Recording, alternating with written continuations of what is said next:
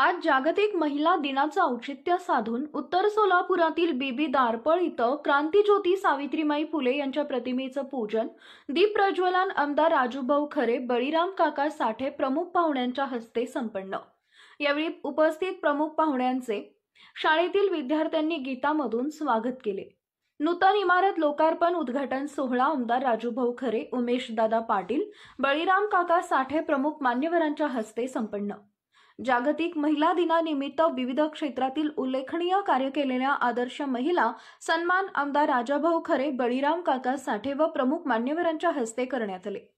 यावेळी सत्काराला प्रत्युत्तर देताना मोहोळचे कार्यसम्राट आमदार राजाभाऊ खरेंची प्रतिक्रिया पहा व्हिडिओच्या माध्यमातून। आपले नियोजन केलं उमेदवारांनी विस्तृतपणानं जिल्हा परिषदेच्या शाळा त्या कशा आदर्श आहेत हे आपल्याला सांगितलं।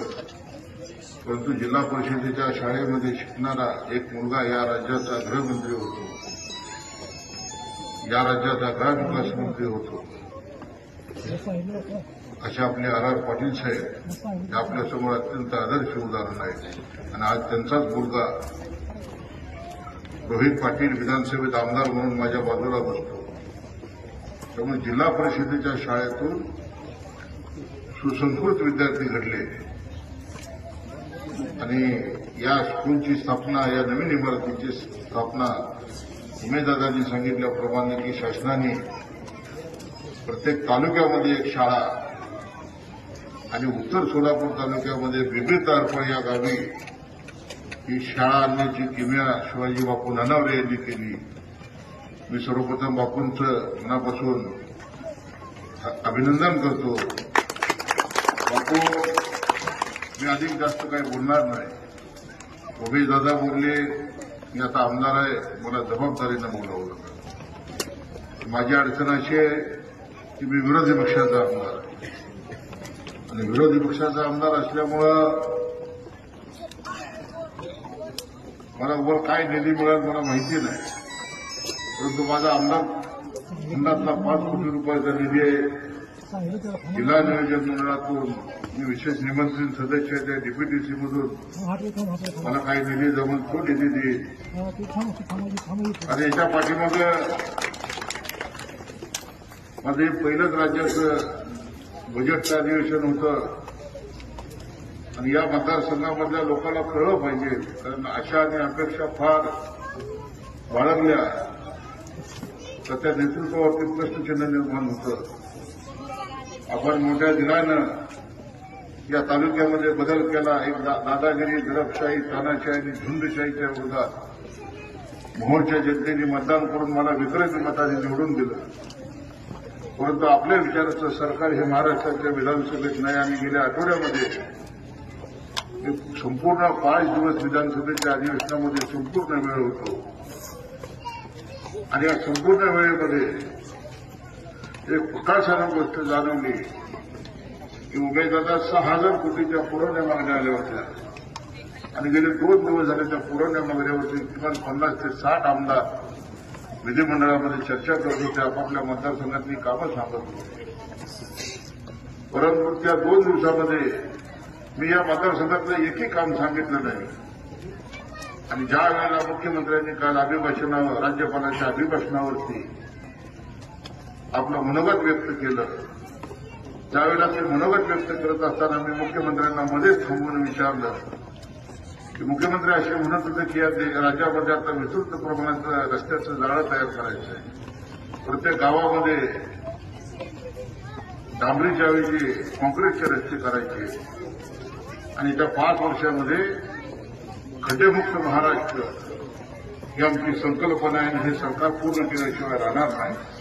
उमेश दादा मुख्यमंत्री बोलत असताना विधिमंडळातील एखाद्या सदस्याची मध्येच उभारून त्यांच्यात व्यत्यय आणणं हे तसं चुकीचं आहे। परंतु मला ते राहवलं नाही, कारण मुख्यमंत्री जे बोलतायत ते राज्याची पूर्ण जनता, 14 कोटी जनता ऐकते आणि मी ज्या मतदारसंघातून आमदार झालो त्या लोकांचा आवाज तिथं पोचवणं हे माझं काम होतं। म्हणून मी मुख्यमंत्र्यांच्या भाषणामध्ये व्यत्यय आणून मी एवढंच म्हणालो की मुख्यमंत्री महोदय राज्यातले रस्ते कधी करायचे तेव्हा करा, परंतु गेल्या 2 वर्षामध्ये 47,000 कोटी रुपयाची देयता ठेकेदाराची बाकी आहे. गावगाड्यामध्ये सारी रस्त्याची कामं बंद आहेत.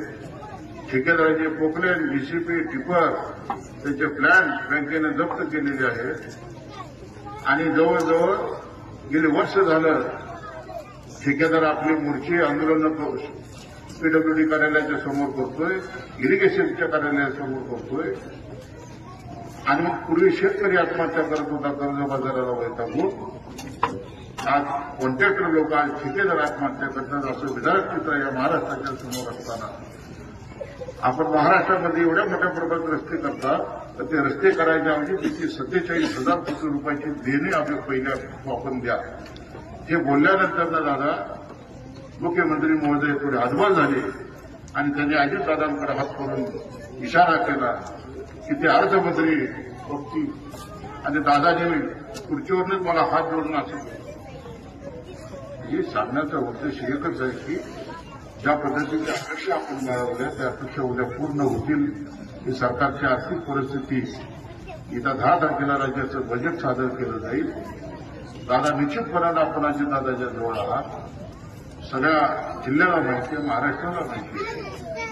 मी बी एकनाथ शिंदे साहेबांच्या जवळच आहे हे सगळ्यांना माहिती आहे. पण मी आता तुतारीचा आमदार आहे आणि मी पवार साहेबांचा आमदार असल्यामुळं मी सत्ताधाऱ्यांच्या समोर विरोधी पक्षामध्ये बसतोय आणि विरोधी पक्षामध्ये बसल्यानंतर विरोधी पक्षाची जी भूमिका आहे ती भूमिका मला प्रामाणिकपणे निभावावी लागत. आणि गेल्या 5 दिवसामध्ये मी हाच विचार केला की व्यक्तिगत संबंध जरी आपले असले, मी जरी 33 वर्ष इकडे शिवसेनेकडे असलो तरी सुद्धा ज्या पक्षाचा आमदार म्हणून मी विधानसभेत गेलो त्या पक्षाला आज वाईट दिवस आहेत विधानसभेमध्ये. आणि आंबेडकरी चळवळीतना गेली 33 वर्षे काम करत 34व्या वर्षी मी महाराष्ट्राच्या विधानसभेत पोहोचलो.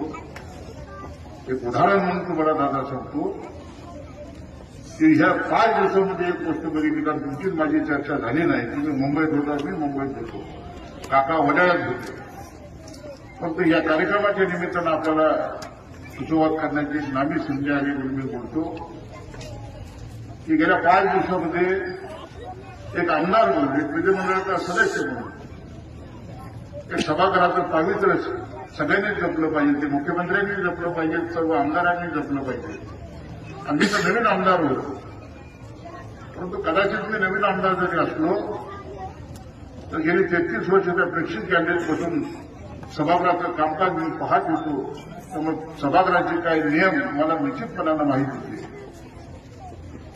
आणि मग एक घटना महाराष्ट्रामध्ये घडली की धनंजय मुंडे यांचा राजीनामा झाला. तो राजीनामा मुख्यमंत्र्यांनी घेतला, त्यांच्या कार्यालयाने तो राज्यपालाकडे पाठवला. राज्यपालांनी ते मंजूर केला नाही केला त्याबद्दल आम्ही अनभिज्ञ होतो.